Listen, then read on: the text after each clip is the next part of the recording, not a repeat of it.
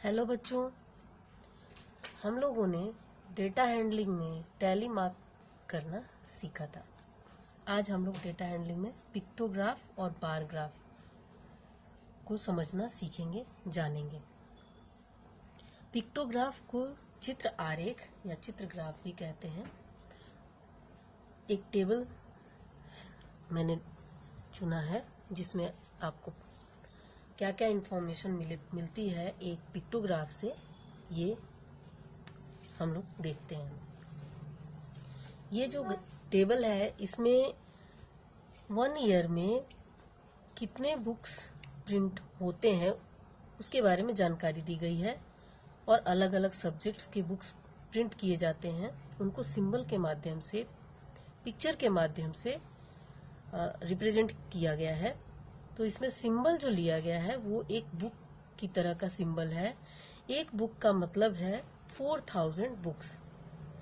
इस टेबल में आप देखें कि मैथ्स की बुक है, ये 1 2 3 4 सिंबल दिए गए हैं, 4 कंप्लीट सिंबल हैं, यानी एक सिंबल से 4000 बुक्स का पता चलता है। तो 4 जब सिंबल हैं ऐसे, तो 4 4 जा 16,000 मैथ्स के बुक 1 ईयर में प्रिंट होते हैं। अब अगर हम साइंस के बुक को देखें कि 1 ईयर में साइंस की कितनी बुक्स प्रिंट होती हैं, तो इसमें 2 कंप्लीट है एंड 1 हाफ, यानी 1 हाफ से 1 हाफ का मतलब हुआ 4000 का आधा, यानी 2000। तो आप इसे करेंगे 4 2 जा 8000 और ये 2000, यानी 8000 प्लस 2000 10,000 बुक्स हो गई साइंस की जो 1 ईयर में प्रिंट होती हैं। वैसे ही एसएसटी की बुक्स जो प्रिंट होती हैं वो है 2 कंप्लीट सिंबल यानी 8000, और ये जो है वो 3 पार्ट है, 1 सिंबल का हाफ एंड हाफ का और हाफ कर दिया, 1/4 ऐसा कह लें। तो ये 3 पार्ट हो गए। तो इसमें हम इसको 3 पार्ट में डिवाइड करेंगे तो ये आपका 3000 आएगा। तो 4 और 4 8000 और प्लस 3000 यानी 11,000 बुक्स एसएसटी के प्रिंट होते हैं। अब जीके के बुक देखें, ये 2 से होगा 8000 और ये 1/4 है यानी 1000। तो 8 और 1 9000 जीके के बुक्स प्रिंट होते हैं। वैसे ही इंग्लिश के बुक्स 1 2 3 4 एंड 5, तो 5 4 जा 20 यानी 20,000 बुक्स इंग्लिश के 1 ईयर में प्रिंट होते हैं। तो इस टेबल से, इस पिक्टोग्राफ से हमें पता चल रहा है कि टोटल कितने बुक्स प्रिंट होते हैं। तो टोटल नंबर हम ऐड कर लेंगे तो 66,000 बुक्स 1 ईयर में प्रिंट होते हैं।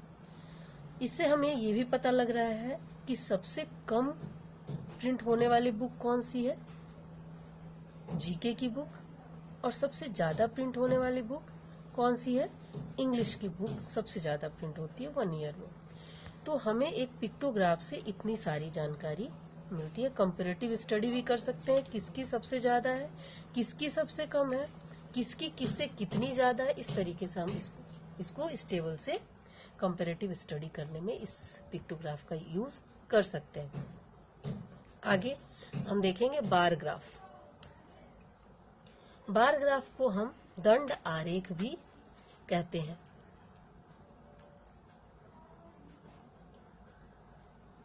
तो आइए जाने। इसमें है कि प्राइजेस दिए गए हैं। फर्स्ट प्राइज में 5 पॉइंट्स, सेकंड प्राइज में 3 पॉइंट्स एंड थर्ड प्राइज में 1 पॉइंट्स।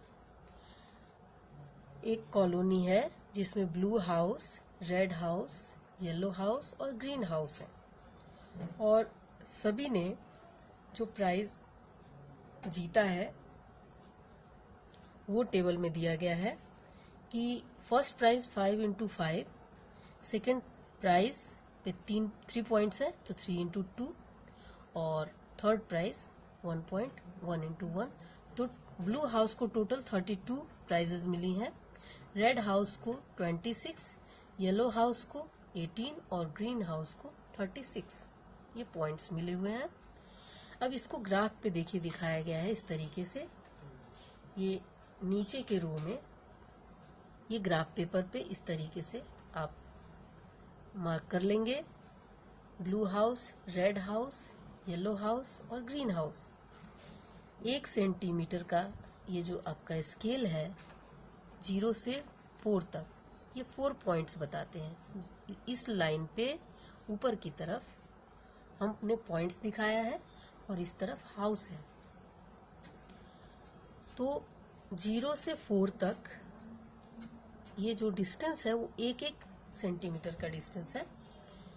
यहाँ blue house, red house, yellow house और ग्रीन हाउस ये रिप्रेजेंट किया हुआ है। आप इस ग्राफ से ही बता सकते हैं कि ब्लू हाउस को कितने प्राइज मिले हैं, कितने पॉइंट्स मिले हैं। ब्लू हाउस को 32 पॉइंट्स मिले हैं। फिर रेड हाउस को देखिए आप, ये 24 और 28 के बीच में यानी 26 पॉइंट्स मिले हैं रेड हाउस को। येलो हाउस ये 16 और 20 के बीच यानी 18 पॉइंट्स मिले हैं। और ग्रीन हाउस को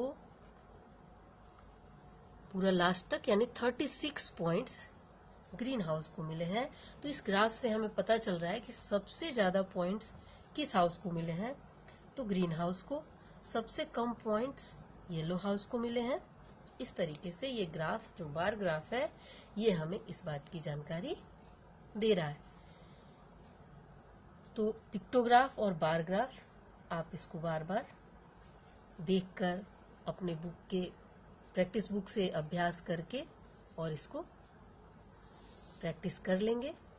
आगे और भी डेटा हैंडलिंग में और भी टॉपिक्स हैं, उनके साथ हम फिर अगले वीडियो में मिलेंगे। धन्यवाद।